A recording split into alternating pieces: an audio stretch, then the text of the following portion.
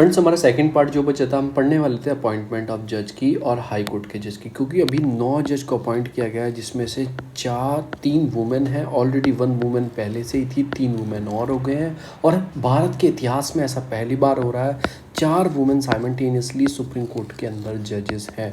और maybe in future you have to be see a first CJI chief justice of India आपको देखने को मिले। तो ये अच्छी बात है कि वुमेन एम्पावरमेंट के लिए, वुमेन इक्वलिटी के लिए, जेंडर जो हमारा गोल है जेंडर गैप को कम करना, उसके लिए एक अच्छी बात है। SDG गोल में आता है जेंडर गैप को कम करना, SDG 5 देख सकते हैं आप। तो सुप्रीम कोर्ट ये हाईएस्ट जुडिशरी कोर्ट है, फाइनल कोर्ट है अपील करने की, ऐसा हमारा अंडर कॉन्स्टिट्यूशन बोलता है। हाईएस्ट कॉन्स्टिट्यूशनल कोर्ट है, पावर ऑफ जुडिशियल रिव्यू भी इसके पास है। इस्टेब्लिशमेंट होता है इसका कॉन्स्टिट्यूशन सुप्रीम कोर्ट का आर्टिकल 124 से इसका इस्टेब्लिशमेंट किया जाता है। ये पार्लियामेंट जो है वो डिटरमाइन करती है, देखो बनी किससे, आर्टिकल 124 से, और इसके पास जुडिशियल रिव्यू है कॉन्स्टिट्यूशन को लेकर। और जो पार्लियामेंट है उसके पास पावर है जज को बढ़ाने की, मतलब कि नंबर ऑफ जजेस कितने होने चाहिए। पर अपॉइंटमेंट कौन करेगा, अपॉइंटमेंट करेंगे आपके चीफ प्रेसिडेंट करते हैं appointment, under his hand and seal के अंडर उसको करते हैं, मतलब कि उनकी परमिशन के। जो ऑफिस होता है आपको पता ही 65 ईयर एज तक ले सकते हैं, आपको पता ही है। प्रेसिडेंट रिमूव कर सकता है अगर मोशन पास पार्लियामेंट कर देता है। मोशन कैसा, special majority of total membership present and voting. Oath जो डिटरमिन करता है वो भी प्रेसिडेंट करता है, oath by administrative by the president. ये मैं भी किसकी बात कर रहा हूँ, ये मैं बात कर रहा हूँ सुप्रीम कोर्ट के जजेस की, ठीक है। जो जज होता है supreme court is not plead or any court authority within the territory of India. तो मतलब जज जो होते हैं सुप्रीम कोर्ट के, वो एक तरह से प्लीड नहीं होते एनी जो कोर्ट है अथॉरिटी है इसके अंदर। क्वालिफिकेशन क्या होती है, वो द सिटीजन ऑफ इंडिया, ठीक है। मैं अभी किस चीज़ की बात कर रहा हूँ, ये मैं बात कर रहा हूँ CJI chief justice of India की बात कर रहा हूँ, क्योंकि 65 एज होनी चाहिए, प्रेसिडेंट उनको ओथ दिलाना चाहिए, उनकी बात कर रहा हूँ। और क्वालिफिकेशन कैसी होती है, वो उनकी सिटीजन ऑफ इंडिया होनी चाहिए, एक्सपीरियंस होना चाहिए उनके पास, जज of the high court 5 year और 2 or more such court, advocate होनी चाहिए हाई कोर्ट में 2 or more such court in the succession, distinguish होनी चाहिए jurisdiction in the point of the president के अपॉइंटमेंट। मैंने एक चीज़ बात कर दी, चीफ जस्टिस की बात कर रहा हूँ और जज की भी बात कर रहा हूँ। जज जो है सबकी मैं एक साथ मिलके यहाँ पे मैं बात कर रहा हूँ। अपॉइंटमेंट कैसे होती है, क्वाली आपने सोचोगे कि oath administrator bye the president, मतलब वो दिलवाएंगे या फिर वो किसी को बोल सकते हैं, तो वो चीफ जस्टिस ऑफ इंडिया से बोल सकते हैं, वो दिलवा दें the behalf of this. Appointment कौन करता है, जो जजेस की अपॉइंटमेंट करता है वो तो मैंने आपको बताया प्रेसिडेंट करते हैं। और प्रेसिडेंट को देखो कैसे अपॉइंटमेंट किया जाता है, एक 4+1 का एक कोलिज्म होता है, इसमें 4 सीनियर मोस्ट जज और एक आपके चीफ जस्टिस ऑफ इंडिया होते हैं। ये कुछ नाम चूज़ करके आगे फॉरवर्ड करते हैं लॉ मिनिस्ट्री को। लॉ मिनिस्ट्री क्या करती है, वो नाम को आगे फॉरवर्ड करती है प्रेसिडेंट को, और प्रेसिडेंट अपॉइंट कर देते हैं उन जजेस को जो भी लॉ मिनिस्ट्री नाम आते हैं। अगर अभी क्या इशू क्या चल रहा था कि जो नाम आगे फॉरवर्ड किए जा रहे थे पर लॉ मिनिस्ट्री उस नाम को आगे सेंड नहीं कर रही थी, बार बार ऐसे बोला जा रहा था। अगर लॉ मिनिस्ट्री कोई नाम वापस भेज देती है कोलिज्म को और वो दोबारा भेज देते हैं उनको, फिर आगे वो नाम सेंड करने ही पड़ेंगे, चूज़ कर प्रेसिडेंट अपॉइंट करते हैं। ये एक पूरा एक प्रोसेस है। तो इसमें क्या है, एक कोलिज्म सिस्टम है। तो 3rd जज केस देखो, फर्स्ट जज केस हुआ, उसमें चीफ जस्टिस ऑफ इंडिया जो वो नाम भेजते थे लॉ मिनिस्ट्री आगे फॉरवर्ड करती थी, पर वो प्रेसिडेंट के लिए मैंडेटरी नहीं था कि इनकी नाम बात माने जाए, नहीं।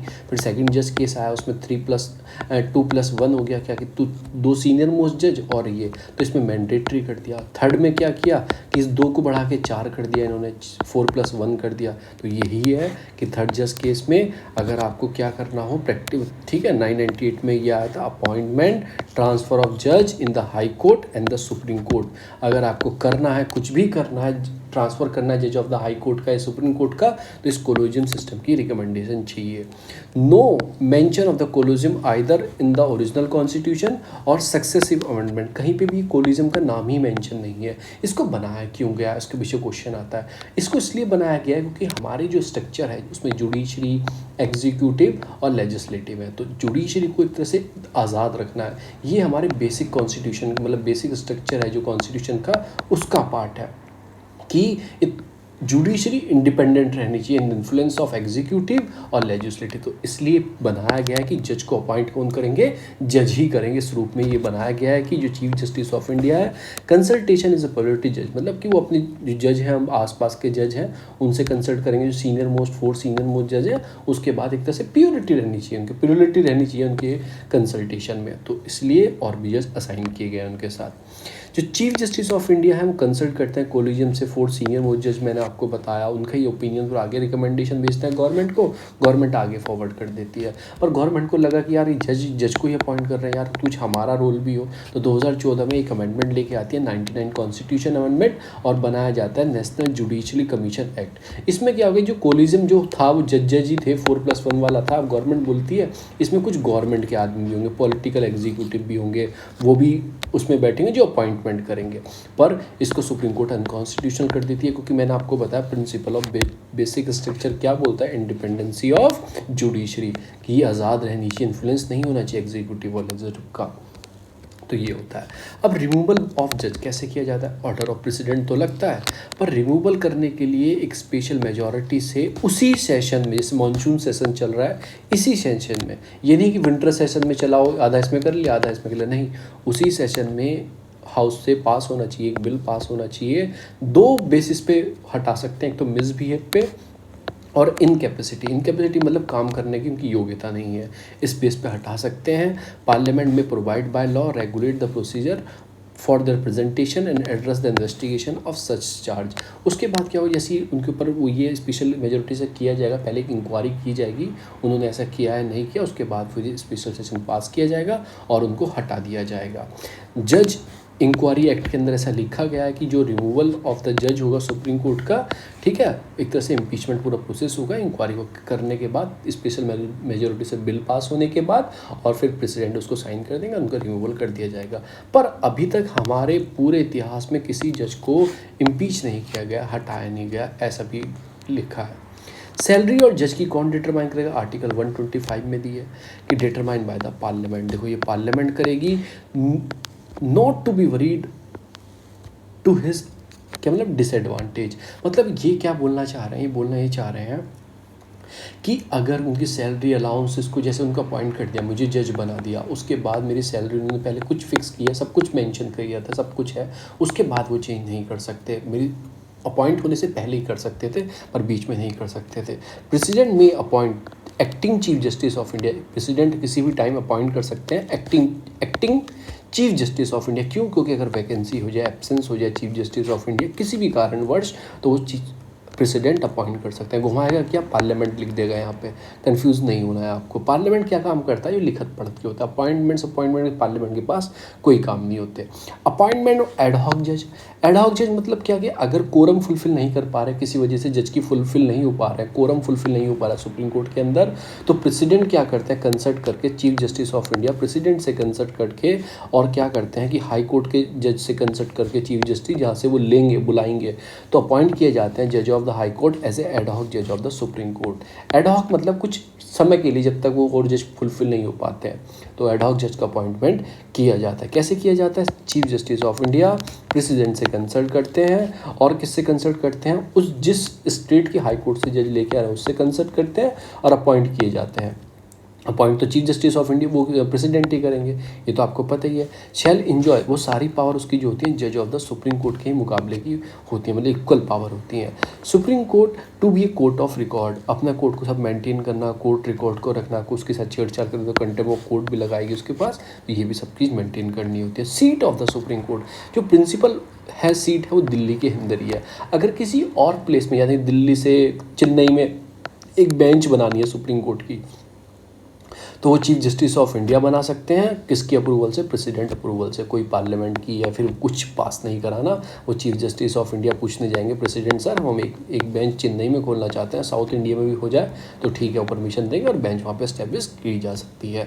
ओरिजिनल जुडिक्शन ऑफ सुप्रीम कोर्ट 131 में रखा गया। ओरिजिनल जुडिक्शन मतलब डायरेक्टली आप सुप्रीम कोर्ट अप्रोच कर सकते हैं, ऐसा गवर्नमेंट और स्टेट की लड़ाई हो, ठीक है ना, गवर्नमेंट और स्टेट की लड़ाई हो, मतलब गवर्नमेंट ऑफ इंडिया की या स्टेट के वक्त में कोई पंगा हो, तो आप डायरेक्टली सुप्रीम कोर्ट जा सकते हैं। ऐसा आर्टिकल 131 जिसे बोला जाता है ओरिजिनल ज्यूरिडिक्शन। फिर आती है अपीलेट ज्यूरिडिक्शन, यानी कि अपील। यानी कि अपील कैसे, आपने हाई कोर्ट से अपील की आपने सुप्रीम कोर्ट में, तो वो कैसे कर सकते हैं, वो आर्टिकल 132, 133, 134, 134A में ऐसा दिया गया है कि सिविल और क्रिमिनल केस की अपील सुप्रीम कोर्ट में कर सकते हैं by provide the high court certificate अगर दे देता है, यानी कि हाई कोर्ट रोक लगा लेता, आप सुप्रीम कोर्ट नहीं जा सकते। अगर हाई कोर्ट परमिशन देता है आपको जाना है, तो वहाँ से एक सर्टिफिकेट देगा, आप सुप्रीम कोर्ट में अपील अपनी कर सकते हैं। तो उसको अपील करना बोलते हैं किसी भी मैटर में। तो ये सारे मैटर सुने जाते हैं। Appellate jurisdiction of supreme court civil matter वो 133 में दिया गया है। 130A में मतलब कुछ और चीज़ें दी गई हैं, supreme court decide the matter, ठीक है ना, issue by the high court, मतलब देगा नहीं देगा। तो ये सारी कुछ हमारे लिए पढ़ने के लिए चीज़ें नहीं है। बस appeal the criminal case, sentence of death हो, मैटर ऑफ राइट हो, तो certified by the high court under article 134। मतलब जैसे आपने देखा होगा निर्भया केस में वो बार बार सुप्रीम कोर्ट में अपील कर रहे थे, वो सुप्रीम कोर्ट खारिज कर रहा था, तो इसी एक्ट से वो कर सकते हैं। स्पेशल लीव ऑफ जुरिडिक्शन होती है, सुप्रीम कोर्ट डायरेक्शन दे सकता है ग्रैंड लीव करने की, मतलब appeal to the judgment degree, कुछ भी कर सकता है। Power to review the order and the decision, मतलब सुप्रीम कोर्ट की जो सुप्रीम कोर्ट ने कोई फैसला सुनाया 10 साल पहले, अपने उसको रिव्यू कर सकता है, डिसीजन दे सकता है, ऐसा उसे पावर मिलती है आर्टिकल 137 के अंदर, 137 के अंदर। कोई भी रूल हो मतलब उसको अपने उस हिसाब से देख सकता है। जो पावर ऑफ रिट्स होती है फंडामेंटल की, जो आर्टिकल मतलब 32 मिलती है, वो सुन सकता है आर्टिकल 139 से। ये आपको यह रखना है। Article 141 law declare by the supreme court is binding in all the court, ऐसा 141 बोलता है। 142 में एक्स्ट्राऑर्डिनरी पावर दी है। 143 में power of president to consult supreme court, ये इंपॉर्टेंट है 143, मतलब प्रेसिडेंट को कुछ लीगल कंसल्टिटी चाहिए, तो वो 143 से वो सुप्रीम कोर्ट से कुछ एडवाइजरी जुडिक्शन ले सकता है, ऐसा दिया गया है। Remarking power of the supreme court, ये 145 में दिया गया है। 146 में उसके सारे सर्वेंट एक्सपेंसिव, मतलब उन सबको 146 में रखा गया है। अब आते हैं हाई कोर्ट के पास। There shall be high court in each state, ऐसा बोलता है 214, ऐसा बोलता है 214 article. Each state shall of be the court of record, जैसे मैंने आपको बताया वो 215 के अंदर है। Every high court consider chief justice of India and other जज एज द प्रेसिडेंट में टाइम टू टाइम अपॉइंट किए जाते हैं। प्रेसिडेंट उनको अपॉइंट करता रहता है। अपॉइंटमेंट कंडीशंस हैं कुछ कि एवरी जज of the high court should be appointed by the president. देखो अभी गवर्नर का रोल कहीं नहीं है, सब प्रेसिडेंट चल रहा है और पार्लियामेंट चल रहा था। इंक्रीज़ करना हो, डिक्रीज़ करना हो, सैलरी बढ़ानी हो, सैलरी कम करनी हो, by the warrant under hand his hand and seal के अंदर करता है। होल्ड द ऑफिस अंटिल 62 तक कर सकते हैं, उनका 65 तक है। प्रेसिडेंट टू कंसल्ट, ठीक है ना, chief justice of India, governor of the state, ठीक है ना, chief justice of the concern state where the appointment is to other जज ऑफ द हाई कोर्ट। मतलब कि आप क्या सोच रहे हो उसमें कि कैसे अपॉइंट करते हैं। प्रेसिडेंट पहले कंसल्ट करता है चीफ जस्टिस ऑफ इंडिया से, किससे, उस स्टेट के गवर्नर से, ठीक है, उस स्टेट के चीफ जस्टिस जो हैं, ठीक है ना, चीफ जस्टिस जो है कंसर्न करता है उस स्टेट के, where the appointment is to other जज ऑफ द हाई कोर्ट। मतलब कि जैसे हाई कोर्ट के जज में अपॉइंटमेंट करने वो किसी और हाई कोर्ट में, किसी और हाई कोर्ट में भेजना है, तो उस जहाँ पे भेजना है उसके हाई कोर्ट के चीफ जस्टिस से कंसल्ट करने के बाद ये करेंगे। जज of the high court take the administrated by the governor. देखो कौन करता है, एडमिनिस्ट्रेट कौन करता है, जो जज होता है हाई कोर्ट का, वो किससे लेता है, वो गवर्नर से लेता है। शपथ किससे लेगा, जज में resign any time. Resign letter किसे देगा, वो देगा प्रेसिडेंट को, क्योंकि अपॉइंटमेंट कौन कर रहा है, by the warrant under his hand and seal, वो प्रेसिडेंट कर रहा है, तो रिजाइन लेटर भी प्रेसिडेंट के पास ही जाएगा। पर ओथ ये ले आएंगे। जज में remove in the manner of, मैंने आपको बताया जैसे सुप्रीम कोर्ट का जज आर्टिकल 142 से किया जाता है, तो सेम मैनर में सुप्रीम कोर्ट के जज को भी रिमूव करते हैं, उसी मैनर में हाई कोर्ट के जज को करते हैं। अगर ऑफिस वैकेंट है कि उन्हें अपॉइंट किया गया एडहॉक जज जैसे सुप्रीम कोर्ट में, या ट्रांसफ़र कर दिया किसी हाई कोर्ट में, तो बाय द प्रेसिडेंट, जो वो वैकेंट है अपॉइंट करने का, मतलब किसी को अपॉइंट करना उनकी जगह प्रेसिडेंट के हाथ में रहता है। क्वालिफिकेशन सिटीजन ऑफ इंडिया का होना चाहिए, 10 साल का उसके पास जुडिशियल ऑफिस में या टेरिटरी इंडिया के पास, मतलब एटलीस्ट जुडिशियल ऑफिसर होना चाहिए टेरिटरी इंडिया में। एडवोकेट होना चाहिए किसी हाई कोर्ट में एटलीस्ट 10 साल के लिए, तो भी बन सकता है, वो जज बना सकते हैं उसे। Note, any question regarding the age of the जज प्रेसिडेंट डिसीजन फाइनल होगा। ये याद रखना इंपॉर्टेंट क्यों है, इसमें कभी कभी पार्लियामेंट का जिक्र फंस जाता है किसी भी जज को अपॉइंट करना है, ठीक है ना, उसकी मतलब रिगार्डिंग एज के ऊपर कोई कंसर्न्स है, देखो 62 तो है ही उसकी, पर कुछ और कंसर्न्स है, एज के ऊपर छोटा है, कमी है, ये है, तो प्रेसिडेंट डिसीजन फाइनल होता है after consult to the chief justice of India. Permanent जज of high court not appeal or act in front of any authority except supreme court or any other court. मतलब अपने से नीचे नहीं जाएंगे, ये अपने से ऊपर वाली या बराबर वाली को कर सकते हैं, सुप्रीम कोर्ट कहीं नहीं कर सकता, वो याद रखना। आर्टिकल 222 ट्रांसफर ऑफ द जज from one to another by the president with the consult of chief justice of India and the high court to another, जहाँ पर ट्रांसफर किया जा रहा है। आर्टिकल 223 एक्टिंग चीफ जस्टिस बनाया जाता है एक तरीके से, जैसे मैंने बताया ना, एब्सेंट है, वैकेंट है, तो एक्टिंग बनाया जाता है। प्रेसिडेंट में अपॉइंट सब कुछ प्रेसिडेंट करता है। In the chief justice is unable to perform his duty, अगर कुछ परफॉर्म नहीं कर पा रहा, फिर वही एक्टिंग और एडिशनल जज जो होते हैं कि अगर नहीं है कि उन्हें बना सकते हैं एडिशनल एक्टिंग जज व्हेन एनी जज इज एब्सेंट, नहीं है काम कर पा रहा, पर 2 साल तक के ज़्यादा नहीं रख सकते, और 62 की एज उसकी होने वाली 2-4 महीने, तो उससे ज़्यादा नहीं रख सकते। ये कंडीशन आपको फुलफिल करनी है। अपॉइंटमेंट ऑफ रिटायर्ड जज, कभी कभी क्या होता है वर्कलोड बढ़ जाता है हाई कोर्ट्स का, तो वो क्या करते हैं, जो रिटायर्ड जज होते हैं उनको भी अपॉइंटमेंट कर लेते हैं कुछ समय के लिए। जो सैलरी और अलाउंसेस होंगे, देखो उनको पेंशन ऑलरेडी मिल रही है, पर सैलरी अलाउंस होंगे प्रेसिडेंट डिटरमाइन करेंगे क्या उनको देनी है।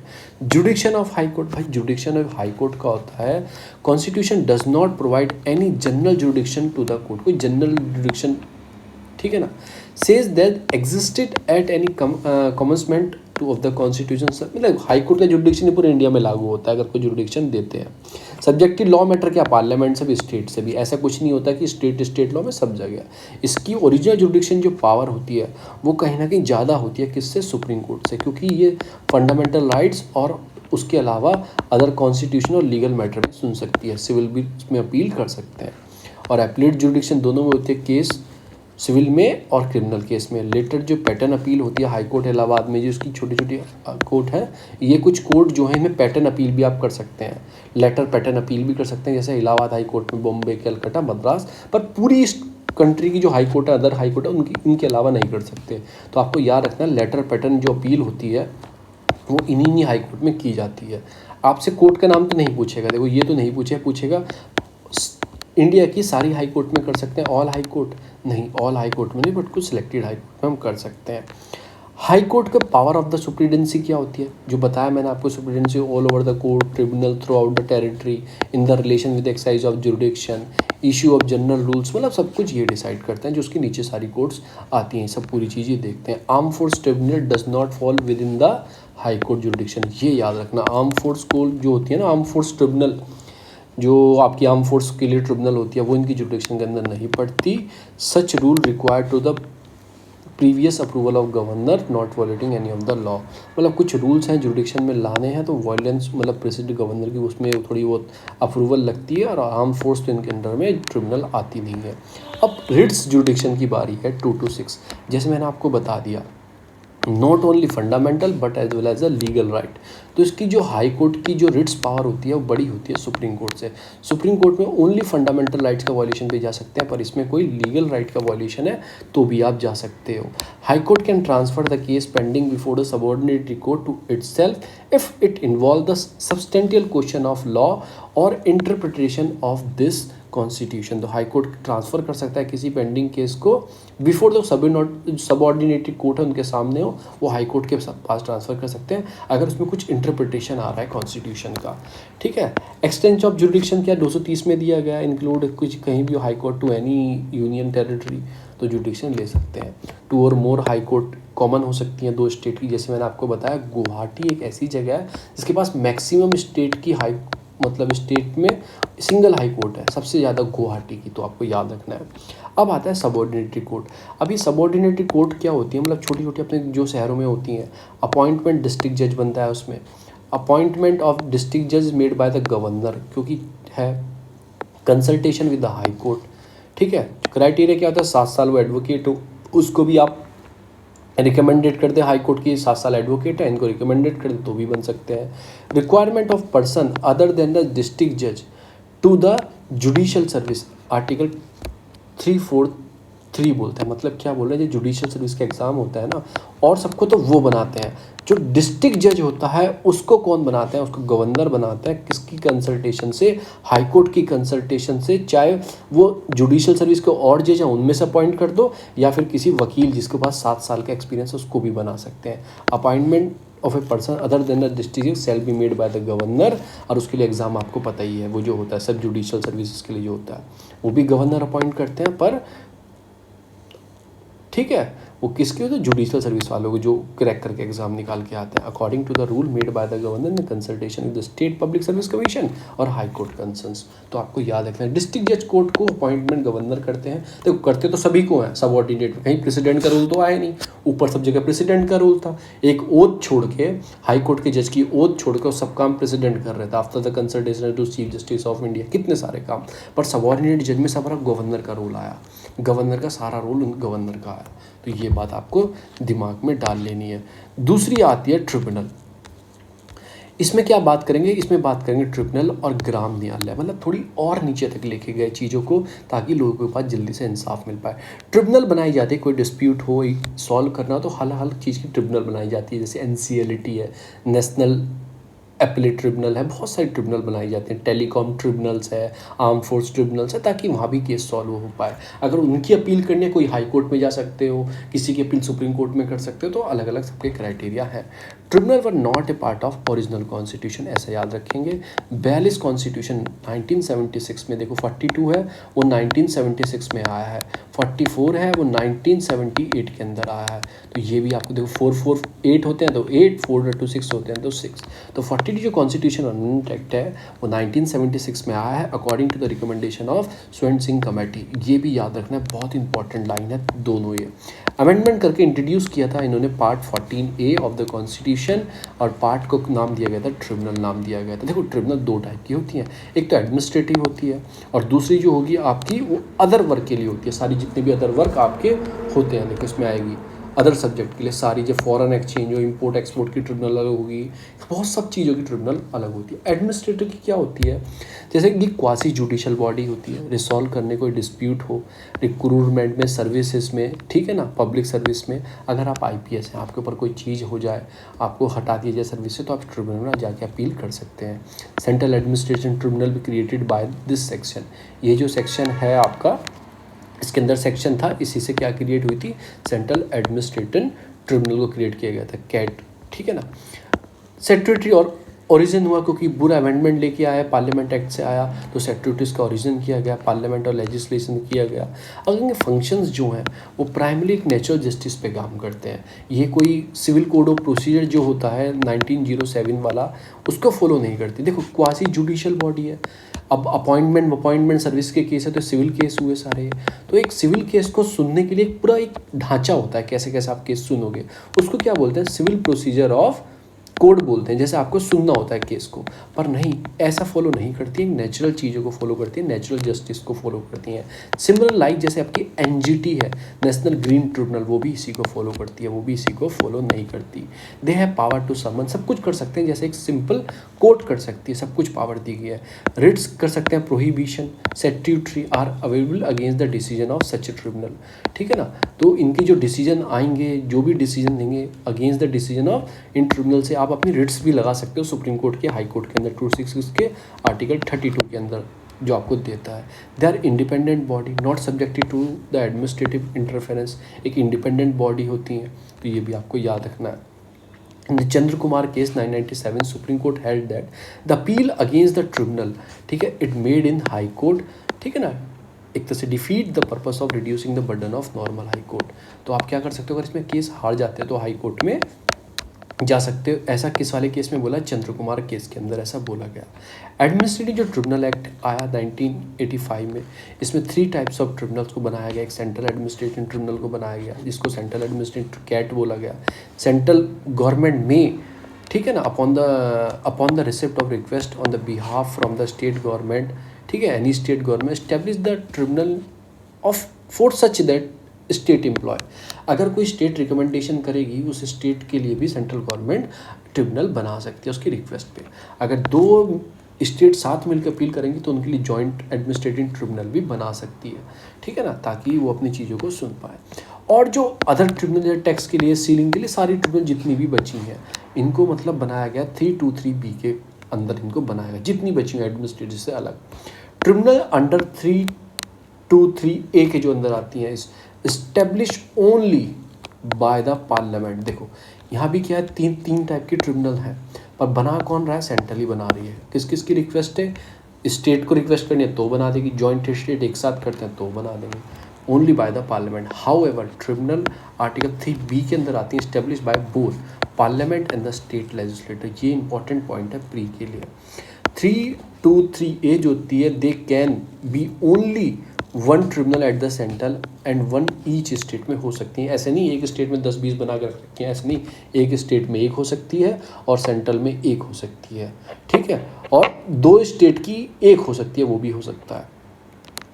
बट 323 में can be hierarchy in the tribunal, इसमें हायरार्की होती है, स्टेट में डिस्ट्रिक्ट लेवल पे बना सकते हैं, इसमें हायरार्की होती है। जैसे हमारी जजों की जुडिशल सिस्टम की हायरार्की, हाई कोर्ट होगी तो आपकी सबऑर्डिनेट कोर्ट होगी, फिर नीचे होगी, तो ऐसे बना सकते हैं। तो आपने क्या सीखा, 323A से मतलब एडमिनिस्ट्रेटिव, B से बचा हुआ सारे ट्रिब्यूनल बना सकते हैं। इसमें सारी पावर सेंट्रल के पास, ओनली द पार्लियामेंट बना सकती है। इसमें स्टेट भी बना सकती है, इसमें कोई भी बना सकता है, स्टेट अपनी अलग अलग बना सकते हैं। जैसे वो देखो नेशनल ग्रीन ट्रिब्यूनल आई गया, इसमें 2010 में नेशनल ग्रीन ट्रिब्यूनल बनाया गया था, 2000 एक्ट से स्टैट्यूटरी बॉडी है, इफेक्टिव बनाया गया था डिस्पोज करने के लिए इन्वायरमेंट रिलेटेड केस होते हैं। आप बस इतना याद रखो, 2 एक्ट को नहीं सुनती, एक तो होता है वाइल्ड लाइफ प्रोटेक्शन एक्ट, एक होता है आपका फॉरेस्ट एक्ट 2006। इन 2 एक्ट को छोड़ के सारे एक्ट सुनती है, वाटर का हो, सेस एक्ट हो, आपका इन्वायरमेंट प्रोटेक्शन हो, एयर पोल्यूशन एक्ट हो, कुछ भी एक्ट हो, सब एक्ट को सुनती है, 2 एक्ट छोड़ के। ये भी ट्रिब्यूनल मैंडेटरी है, ठीक है, डिस्पोज करना एप्लीकेशन को 6 महीने में, इसको कोई भी केस सामने ख़त्म करना है। अगर आपको इसकी अपील करनी है तो आप कहाँ जा सकते हो, हाई कोर्ट में जा सकते हो, ठीक है ना। ये क्या करते हैं, इसकी 5 प्रिंसिपल सिटिंग है। देखो जो मेन सिटिंग है वो दिल्ली में है, और 5 प्रिंसिपल सिटिंग इसकी डिफरेंट सिटी के अंदर, भोपाल, पुणे, कोलकाता, चेन्नई, तो ये जगह 5 जगह बैठती है। 4 इसकी होगी अलग अलग और 1 होगी प्रिंसिपल, ये आपको याद रखना। फिर आती है ग्राम न्यायालय, ये और भी नीचे चले गए। देखो ये ट्रिब्यूनल विब्यूनल हम तो जा नहीं सकते इसमें, तो मतलब बिल्कुल जा तो सकते हैं हम भी, पर इसमें थोड़े प्रोफेशनल तरीके से केसेस चलते हैं ट्रिब्यूनल के अंदर। अब आती है आपकी ग्राम न्यायालय और विलेज कोर्ट, ये बिल्कुल लोकल लेवल पे होते हैं। ग्राम न्यायालय एक्ट से बनाया गया था 2008 में, ताकि जो गांव के केसेस होते हैं उन जल्दी से निपटते। वो गांव में गरीब लोग रहते हैं, वो हाई कोर्ट वाई कोर्ट जाने चक्कर से जड़ते हैं, केस चलता रहता है। तो एक ग्राम हमें स्पीडी सॉल्व करने के लिए, ईजी एक्सेस हो जाए जस्टिस का, रूरल एरिया तक चला जाए, हमने ग्राम न्यायालय एक्ट लेके आया 2008 में। इसमें हमने क्या किया गया, न्यायालय प्रिसाइड ओवर बाय द न्यायाधिकारी बनाते हैं, जो न्यायाधिकारी इनको सुनते हैं इनकी चीज़ें।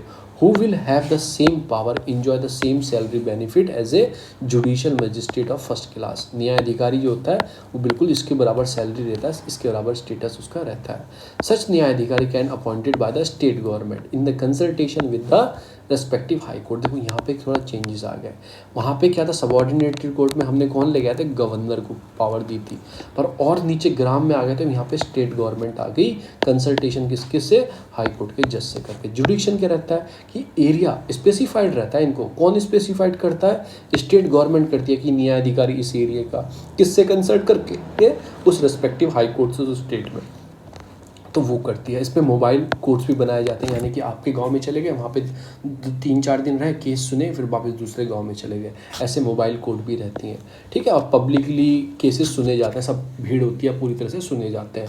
ये दोनों केस सुनते हैं, सिविल और क्रिमिनल जुडिक्शन ओवर द ऑफेंसिव, दोनों केस को सुनते हैं। अब ठीक है, जुडिक्शन न्यायालय fix by the respective high court, जो भी इसका जुडिक्शन होगा, ठीक है ना, वो हाई कोर्ट के उससे फिक्स होगा, मतलब फिक्स करेंगे इनकी रेस्पेक्टिव में।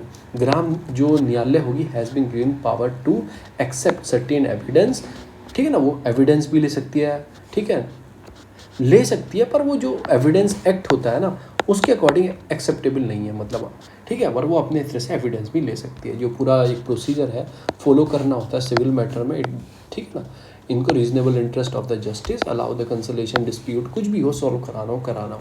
और इनकी अपील जो है क्रिमिनल केस की शेयर लाइज सेशन कोर्ट में कर सकते हैं। अगर ये किसी क्रिमिनल केस में कोई फैसला सुना दे, उसकी अपील आप सेशन कोर्ट में कर सकते हैं, जो हर सिटी में सेशन कोर्ट होती है, उसमें अपील करते हैं। सेशन कोर्ट को CGM देखते हैं, ठीक है ना। और जो सिविल केस के हैं वो डिस्ट्रिक्ट कोर्ट में कर सकते हैं आप विद इन 6 मंथ के अंदर अंदर, ठीक है ना, विद इन 6 मंथ के अंदर ऐसा कर सकते हैं।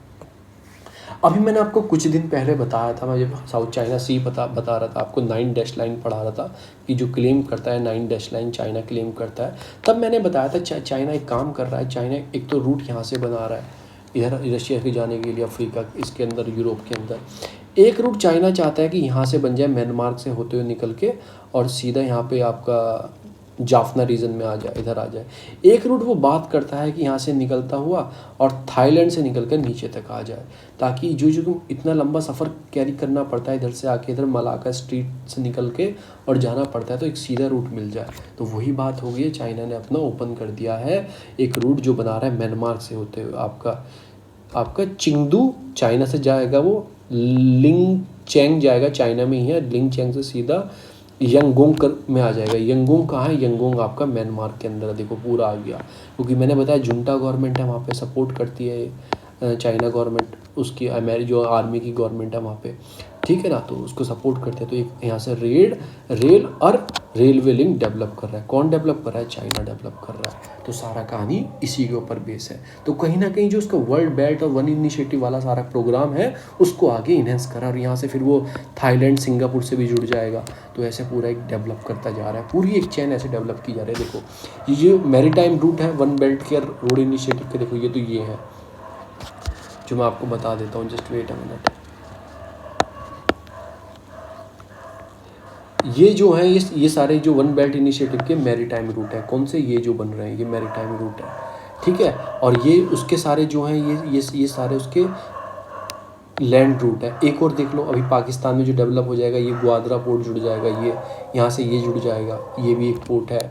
अभी म्यांमार वाला भी जुड़ जाएगा, ठीक है, तो ये भी जुड़ जाएगा। फिर एक और बना रहा है वो क्या वो बात कर रहा है, यहाँ से थाईलैंड से बात कर रहा है कि यहाँ से कट दे दो और सीधा मैं इंडियन ओशन में आ जाऊँ। तो इतना लंबा जो मुझे घूम के आना पड़ता है ये ना आना पड़े, ठीक है। यहाँ से कट करने की और बात कर रहा है। एक रूट और बना रहा है उसने, जो आर्टिक कंट्री है उसमें खुद ही अपने आप को आर्टिक रीजन का घोषित कर दिया है चाइना ने, और बोल रहा है आर्टिक में ही डेवलपमेंट कर रहा है ताकि यहाँ से वो इजी नॉर्वे वॉर्वे में जा पाए।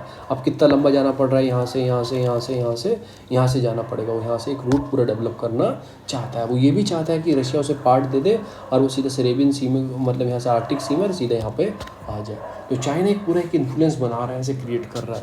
तो यही सारी चीज़ें हम इसमें पढ़ेंगे। आपको याद रखना है, आपको चिंगदू, आपको लिंगचैन और यंगोंग, ये सारा पार्ट है। फर्स्ट जो शिपमेंट ठीक है लॉन्च किया रेलवे म्यांमार से होते बॉर्डर होते हुए, आपको चिंगदू वेस्टर्न चाइना से पूरे नीचे तक आएगा।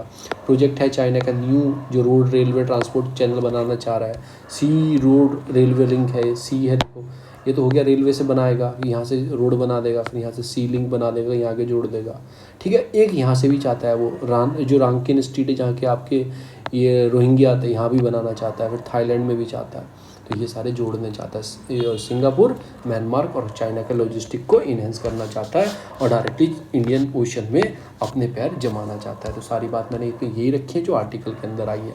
प्रपोज है, ये भी प्रपोज है, Yunnan directly to port the China, plan कर रहा है बिल्कुल ग्वादरा पोर्ट पाकिस्तान में जैसा अनोदर बना रहा है ऐसा, ताकि बाईपास कर दे जो मलाका स्ट्रीट है, यहाँ से निकलने से बाईपास कर दे, क्योंकि यहाँ पे अगर कट मार दे, रोक दे तो पूरा व्यापार रुक जाएगा। ग्वादरा पोर्ट भी बना रहा है, देखो मैंने बताया यहाँ पे ग्वादरा पोर्ट बना रहा है तो ईजी एक्सेस हो जाएगा इनको, यहाँ पे सीधा ईरान में एकदम से यहाँ से आया माल, यहाँ से यहाँ पे, वरना यहाँ से आता फिर यहाँ आता, फिर जाता है कभी सेंट्रल आपके इधर गल्फ रीजन में, तो वो इतना लंबा था कि यहाँ से सीधा कट मारेगा। ये सारी चीज़ बात कर रहा है।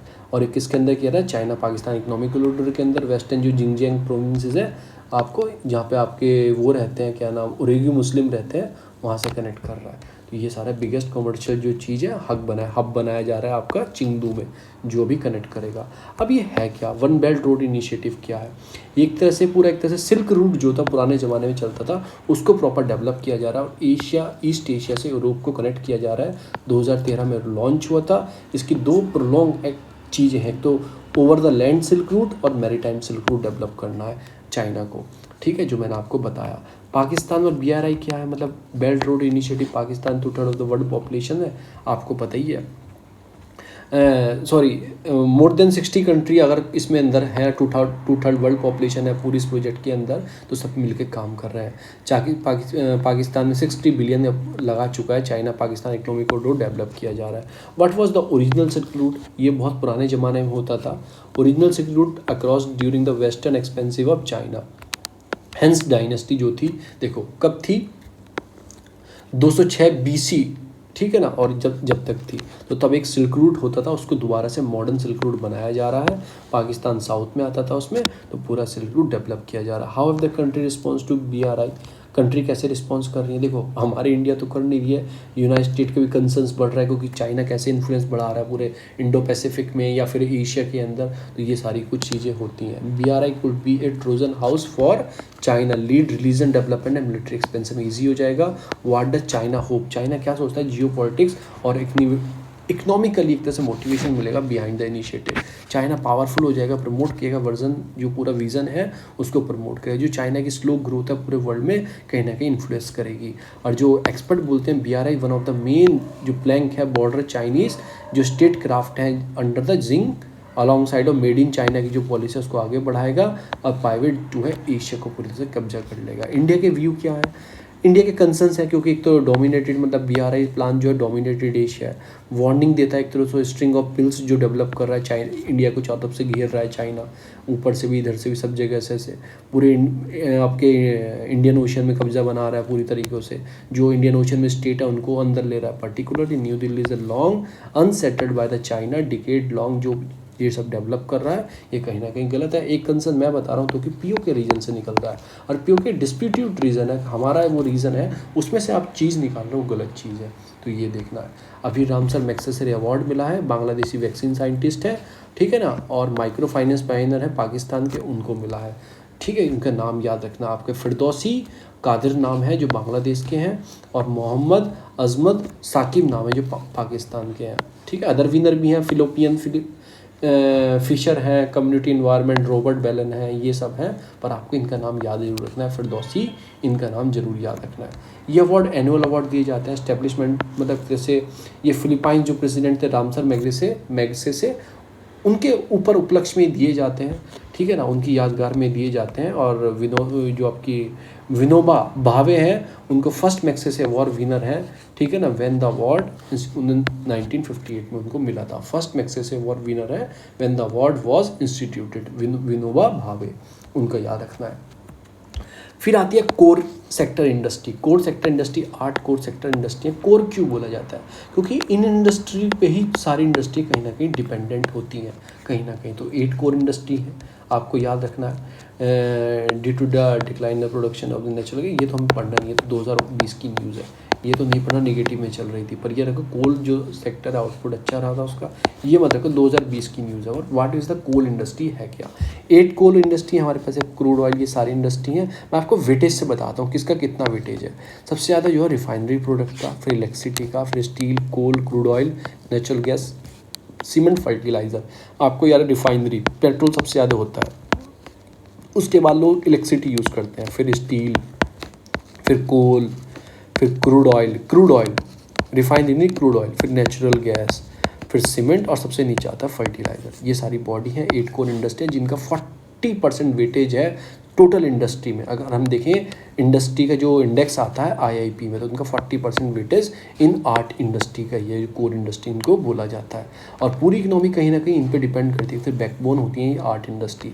जो IIP है एक तरह से ये मैन्युफैक्चरिंग एक्टिविटी देखने के लिए निकाला जाता है, ठीक है। और इसका वॉल्यूम प्रोडक्शन कितना हुआ, इंडस्ट्री कितनी डेवलप करी है, इन सब चीज़ को नापता है। कौन निकालता है? CSO इसको निकालता है, ये भी आपको याद रखना है। दूसरा आता है आपका प्राइमरी डेफिसिट। ये क्या होता है? पहले आपको पढ़ना है रिवेन्यू डेफिसिट। जैसे आपके बजट के पार्ट होते हैं, एक होता है रिवेन्यू, एक होता है एक्सपेंडिचर। रिवेन्यू होता है कैपिटल और होता है करंट, ठीक है। अगर रिवेन्यू डेफिसिट देखना हो तो आपको रिवेन्यू एक्सपेंडिचर और रिवेन्यू रिसिप्ट, सॉरी मैंने गलत कर दिया, एक होता है रिवेन्यू और एक होता है एक्सपेंडिचर। सॉरी, यहाँ लिखो रिवेन्यू और एक होता है एक्सपेंडिचर। एक होता है रिवेन्यू एक्सपेंडिचर, एक होता है रिवेन्यू रिसिप्ट, एक होता है आपका रिवेन्यू एक्सपेंडिचर। ये ऐसे बजट पार्ट होता है। तो ठीक है, अगर ये दोनों में मतलब एक्सपेंडिचर डिफिसिट कब होता है, घाटा। अगर आपका एक्सपेंडिचर ज़्यादा हो जाए, रिसिप्ट से पैसा आने से ज़्यादा हो जाए रिवेन्यू, तो उसे रिवेन्यू रिसिप्ट बोलते हैं। ठीक है, बजटरी रिसिप्ट क्या होता है कि जो टोटल खर्चा है आपका, जो टोटल खर्चा है, टोटल जो खर्चा है दोनों को मिला के वो ज़्यादा हो जाए, आपका रिवेन्यू और कैपिटल से ज़्यादा हो जाए। ठीक है, तो खर्चे ज़्यादा हो जाते हैं तो पूरा बजट डेफिसिट हो जाता है। पर हमारा बजट डेफिसिट नहीं होता, हमेशा जीरो आता है, ना घाटा ना मोल। क्यों, हम क्या करते हैं, बोरिंग कर लेते हैं, आरबीआई से पैसा ले लेते हैं, तो जीरो ही रखते हैं। ये हो गया।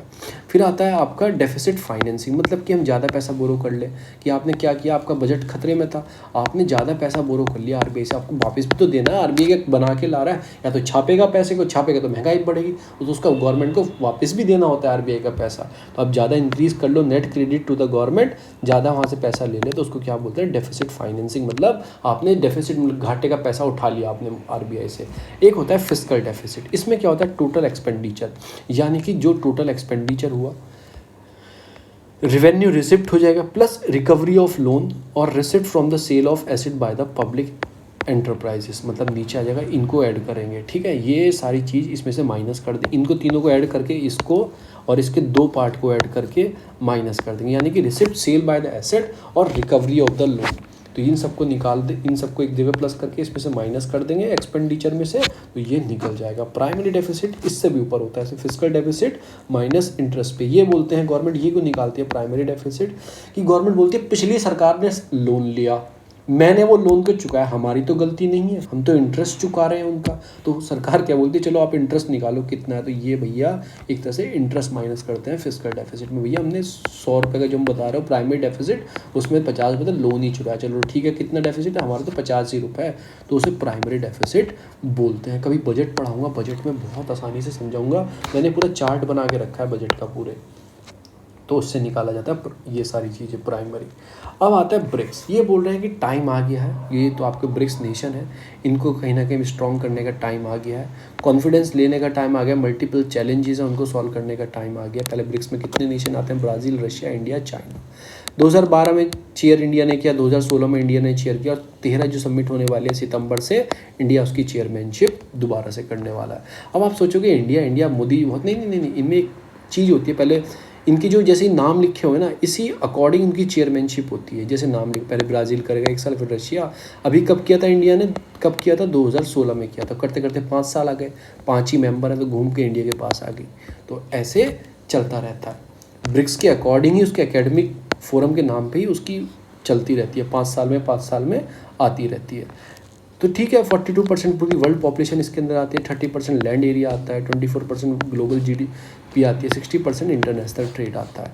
BRICS was the 15 year old, मतलब ऐसा बोला जाता है, देखो बना तो लेट में था पर 15 साल पुराना ऐसे बोला जाता है, जहाँ से इसकी बात होना स्टार्ट हुई। कुछ हमारे इशू हैं चाइना के साथ, लद्दाख में इंडिया चाइना रिलेशन में जो लोएस्ट पॉइंट है उसको स्ट्रॉन्ग करना है, लॉन्च करना है। जो मीटिंग है फॉरेन मिनिस्टर की, ब्राज़ील, रशिया, इंडिया, चाइना 2006 में रिसाइडिंग में, ये पूरी क्रिएटिंग कैसे कैसे बना, ये मैं आपको अलग से बताऊँगा। वैसे ये सारी चीज़ें, ग्लोबल नॉर्थ और ग्लोबल साउथ एक तो सारी वाइड रिप्रेजेंटेशन रखता है। इसमें वाइड रेंजिंग ग्लोबल जो हमारे न्यू डेवलपमेंट बैंक है वो फाइनेंशियल स्टेबिलिटी रखने के लिए है, इसमें अंदर है vaccine research development, virtual centre, बहुत सारी चीज़ में होती हैं। और आपके एक मल्टीलेटरल इंस्टीट्यूट बनाना है, कोई यूनिलेटरल नहीं बनाना, ताकि जैसे ये सारे आपके हैं, आपके वर्ल्ड बैंक हो गया, इंटरनेशनल IMF हो गया, कहीं ना कहीं इन्फ्लुएंस रहते हैं जो आपकी US है, पर हमें जो बनाना है एक मल्टीलेटरल इंस्टीट्यूशन बनाना है, इनकी तर्जेगा इनसे बेहतर। BRICS have been very little success so far, अभी तक कोई सक्सेस नहीं ले पाया, और भी इंस्टीट्यूशन है कोई भी सक्सेस नहीं ले पाया, कोई न्यू गोल डिसाइड नहीं है। तो एक टाइम आ गया हमें सबको एग्जाम्पल दें, ब्रिक्स जो है एक से न्यू कोई इनिशिएटिव ला पाए। और ठीक है, जो करंट क्लाइमेटिकल चेंज स्ट्रेटेजी है उस पर हम बात कर पाएँ, US चाइना मिलकर सब जगह बात कर पाएँ, जो काउंटर डोमेन्स हैं उसको मतलब देख पाएँ, और भी जो हमारे इशू हैं वो सॉल्व कर पाएँ। तो ये सारी चीज़ें बात करनी है। सेकंड चीज़ जो फिनोमिना बात करनी है, जो affecting European, African, Asia, other part और जो टेररिज्म है उसके ऊपर बात करनी है, अफगानिस्तान इशू के अंदर बात करनी है, इन सब चीज़ों पर हमें बात करनी है जब इसकी मीटिंग होगी। ठीक है। और भी सारे इशू है, जो काउंटर टेररिज्म एक्शन को, रेडिकलाइजेशन जो हो रहा है, टेररिज्म फाइनेंसिंग जो है मिसयूज़ किया जा रहा है, उसके ऊपर बात करनी है। प्रमोट करना है, तीसरी बात बोल रहे हैं, जो आपकी प्रमोटिंग टेक्नोलॉजी और डिजिटल सॉल्यूशन है, सस्टेनेबल डेवलपमेंट गोल है, उनके ऊपर हमें बात करनी है ताकि अच्छे आगे से निकल पाए। डिजिटल टूल्स क्या है, पेंडेमिक को कैसे अच्छा कर सकते हैं, enhance people to people cooperation कैसे कर सकते हैं, ठीक है। अनदर कंसर्न क्या है, ब्रिक है busy deepening in the trade and investment tie among the member state, मतलब बहुत बिजी रहता है, डिफिकल्ट टू, मतलब इस तरह से पूरा को फिक्स करना है, बैलेंसिंग करना है चीज़ों को, ताकि इसको बहुत एक प्रोडक्टिव रिजल्ट आ पाए। Agriculture, disaster resilience, digital health, traditional medicine, custom cooperation, बहुत सारी चीज़ों पे बात करनी है और एक को आगे लेके जाना है। 5 जो पावर कंबाइन है, एक तरह से बहुत आने वाली पावर इन्हीं को बोला जाता है कि ये जो सारे देश हैं कहीं बहुत ऊपर जाएंगे, पर ये कोविड की वजह से थोड़ा कहीं नीचे गए, उसको हमें स्ट्रॉन्ग करना है। ब्रिक्स जो है, मतलब आपको पता ही है, वर्ल्ड लीडिंग इमर्जिंग इंस्टीट्यूशन है, इन सारे लीडर्स हैं। 2001 में ब्रिटिश इकोनॉमिस्ट जिम ओ नाइल ने कॉइन किया था कि ब्रिक्स बनना चाहिए BRIC, ठीक है। इसमें 4 ही नेशन होने चाहिए थे, ब्राज़ील, रशिया, इंडिया और चाइना। पर आगे देखते देखते देखते इसकी मीटिंग हुई 2006 में, फिर फर्स्ट मीटिंग हुई ब्रिक्स की फॉरेन मिनिस्टर के बीच में 2006 में, और साउथ अफ्रीका को इनवाइट किया गया ब्रिक्स के अंदर 2010 के अंदर। तो 2006 में इसकी मीटिंग हुई थी, आने वाले 15 साल हो गए लगभग। 2010 में इसको साउथ अफ्रीका को इन्वाइट किया गया, इसको अडॉप्ट किया गया और ये बन गया, SB जुड़ गया इसके साथ। इसकी चेयरमैनशिप जो मैंने आपको बताई, पहले B करेगा, R करेगा, I करेगा, C, तो मैं आपको बता दूँ उसके बाद चाइना की होने वाली है, उसके बाद साउथ अफ्रीका, फिर ब्राज़ील, फिर रशिया, फिर इंडिया। तो ऐसे ही चलता रहता है। कॉपरेशन जो मैकेनिज्म है कि वही फॉर्मल डिप्लोमेटिक नेशनल गवर्नमेंट को रखना है, एंगेजमेंट रहना है government affiliated institution, civil society, people to people, इसमें एंगेजमेंट होता है। कौन कौन होते हैं इसमें, इंडिया और ब्रिक्स में क्या क्या चीज़ें जो इमर्जिंग वॉइस है, एक तो डेवलपिंग कंट्री की राइज करता है, कुछ चैलेंजेस हैं WTO के जो अब तक सॉल्व नहीं हो पाए, क्लाइमेटिकल चेंज के, ठीक है, तो उनको यहाँ पे हम बैठ के बात कर लेते हैं। काउंटर करना है टेररिज्म को, वो सारी चीज़ यहाँ पे बात हो जाती हैं। नेक्स्ट न्यूज़ आती है आपकी डेमोक्रेसी। देखो इसको मैं समझाऊंगा, मैं रोज़ आपको एक जो होता है आर्टिकल मैं बताता हूँ, ये खुद पढ़ना है। ये जो आपका ह्यूमन का शरीर है, ये क्या बोल रहा है, देखो जैसे ह्यूमन का शरीर है ना, हमारा पूरा शरीर है, अगर एक पार्ट, एक उंगली, एक सेल भी काम करना बंद कर दे तो पूरे शरीर में कहीं ना कहीं परेशानी आने लगती हैं।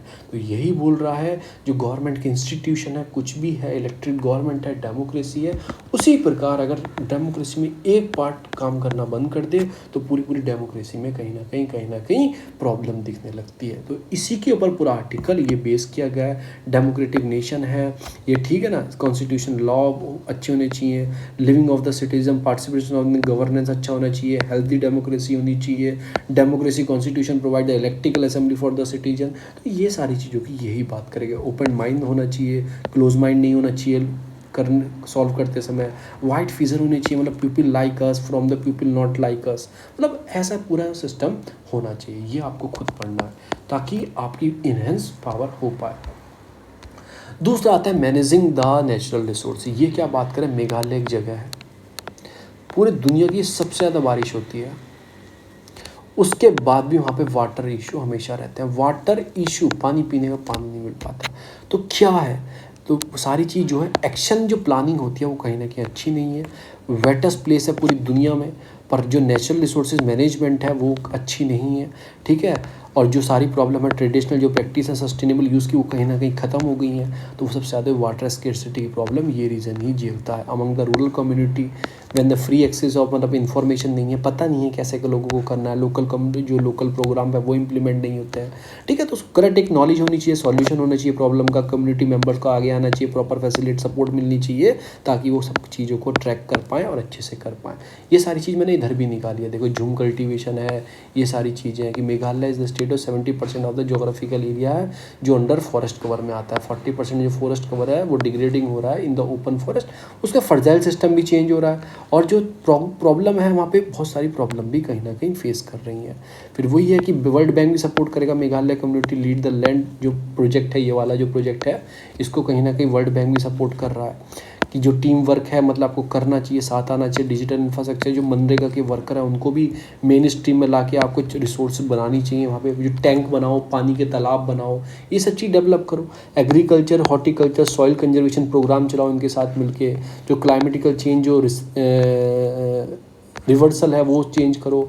आइडिया टू ब्रिंग 14,000 से 18,000 कम्युनिटी फैसिलिटी उस विलेज में लानी पड़ेगी ताकि अच्छे से वहाँ पे चीज़ें बढ़ पाएँ। जो पार्टिसिपेंट्स हैं डिजिटली मतलब कि एटिजेशन आ पाए, record their attendance, scanning their QR, ताकि लोग वहाँ पे काम करें। और उससे क्या होगा, टेक्नोलॉजी एम्पावर होगी, रियल टाइम डाटा मॉनिटरिंग करो, ट्रांसपेरेंसी बढ़ाओ, गवर्नेंस बढ़ाओ, प्रोग्रामिंग जो है गवर्नेंस बढ़ाओ, अकाउंटेबिलिटी बढ़ाओ, और एक वन स्टॉप सेंटर डेवलप करो ताकि अच्छे से काम है। वन स्पॉट सेंटर मतलब launch a centre of excellence in Meghalaya, one stop centre of natural resources management करने का मैंडेटरी करो, बिल्ड करो, लीडर कैपेबिलिटी बिल्ड करो, कॉपरेट करो डिपार्टमेंट के, डेमोक्रेसी एक्सेस करो टू द नॉलेज, बहुत सारी रिसर्च डेवलपमेंट करो ताकि वहाँ पे आपका क्या पाए, वहाँ पे एक तरह से प्रॉपर तरीके से आप मैनेजमेंट कर पाओ।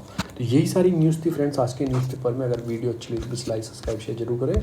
आप लोगों का बहुत बहुत धन्यवाद।